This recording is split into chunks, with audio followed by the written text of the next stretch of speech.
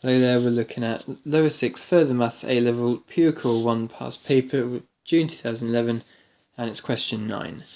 Given that z, the modulus of z plus 5 minus 5i is equal to the modulus of z minus 6 minus 3i, A, sketch the locus of z. Now this is a locus question, and because it's got modulus symbols, it's to do with distances between two coordinates. So, first of all, we need to select those coordinates. Now, if you remember in graph transformations, if we had something like f of x plus 2, we'd actually move it left by 2. And exactly the same thing works here. Because they are inside our brackets of modulus symbols, it's actually going to be negative 5 plus 5i for the first coordinate.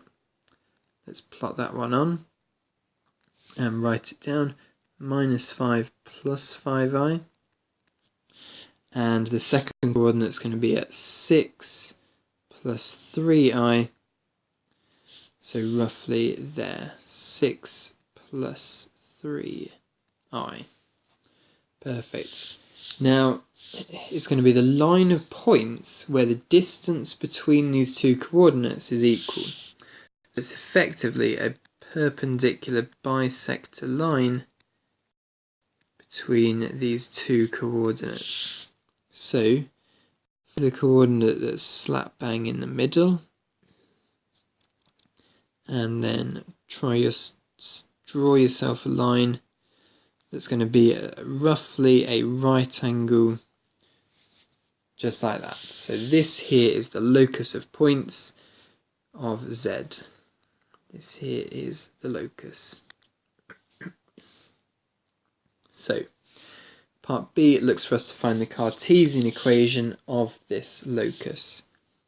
So part B, find the equation of this line. So it's effectively going to be the same sort of question that you'll find in an A-level maths paper, where it's find the perpendicular bisector between two coordinates. So first of all, we need to work out the midpoint, and the midpoint in this case here, if it's got minus 5 here and 6 here, that will be at 0.5. And if it's 5 here and 3 here, it's going to be 4i. So I'll treat that as a coordinate 0.54.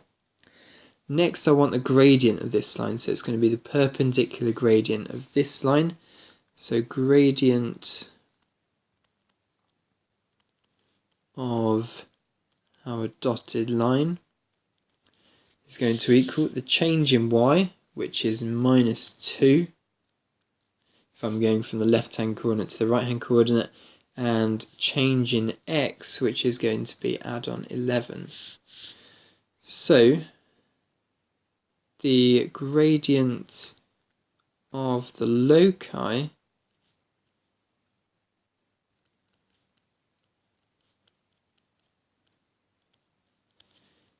is going to be 11 over 2. From doing 1 over the gradient and changing the sign.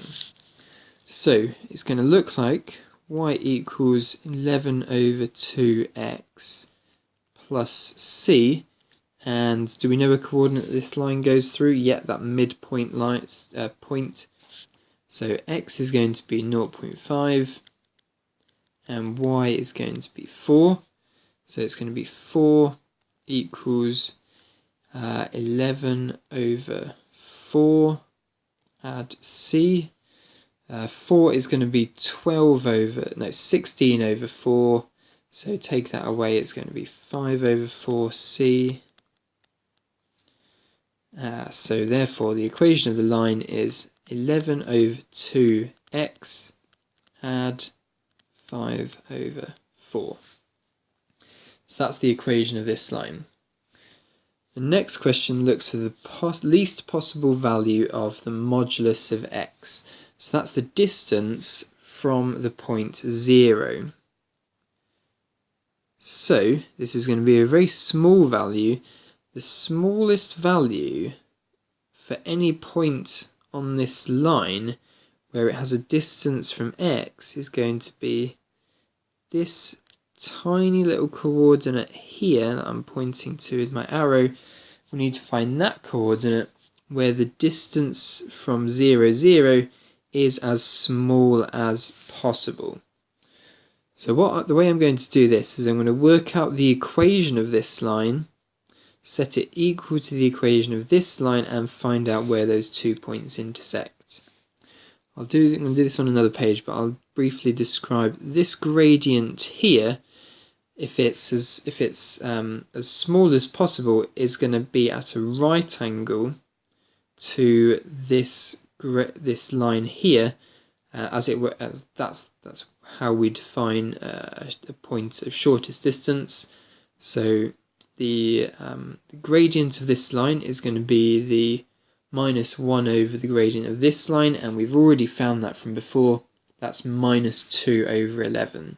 So the equation of the line is going to be y equals minus 2 over 11 x, and then if I go back, do we know one of the positions of the coordinates through this line, this tiny line here? Yeah, we know 0, 0 will go through that point, so C is going to be the value 0. So what I'm going to do then is I'm going to recall the equation of my loci and solve this equation. So it's going to be minus 2 over 11 x equals 11 over 2 x plus 5 over 4. So let's times this all through by 22, no, not 22, 44. Yes, that's right, that's the lowest common, highest common factor, no, lowest common multiple of all of these terms here. So times them through by 44, and I get minus 8x equals 242x add 55. Taking everything onto one side, so if I take away that onto the other side, I get minus 250x equals 55. And then if I divide through by the minus 250, I get x equals minus 11 over 50.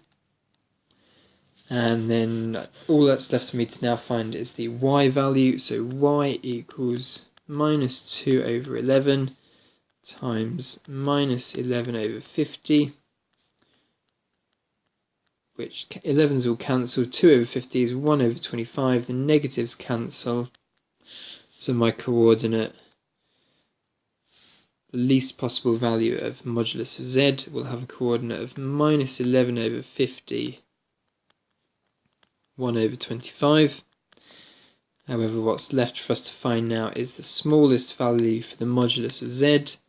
So the square root of 11 over 50 squared add 1 over 25 squared is going to equal, on your calculator now, square root of 5 over 10. That's the final answer. 9 marks for that question.